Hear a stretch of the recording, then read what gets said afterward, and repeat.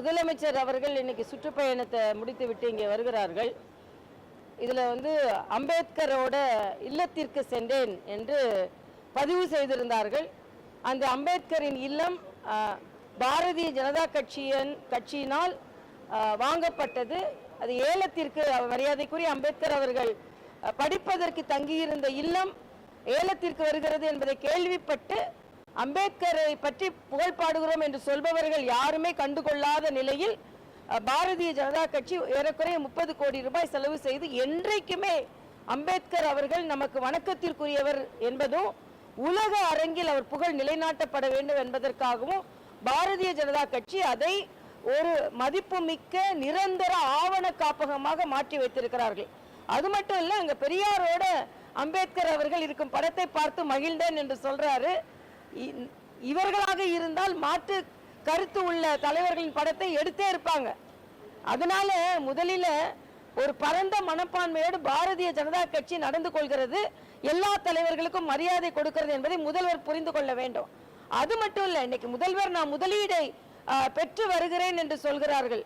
மரியாதைக்குரிய பாரத பிரதமர் உலக அரங்கில் சென்று பாரதத்தின் மதிப்பை உயர்த்தி வைத்திருப்பதனால் தான் இன்னைக்கு ஒரு மாநிலத்தின் முதலமைச்சர் போனா கூட முதலீடை ஈர்க்க முடிகிறது என்றால் அதற்கு அடிப்படை காரணம் மரியாதைக்குரிய பாரத பிரதமர் என்பதை வலிமையாக இங்கே பதிவு செய்கிறேன்.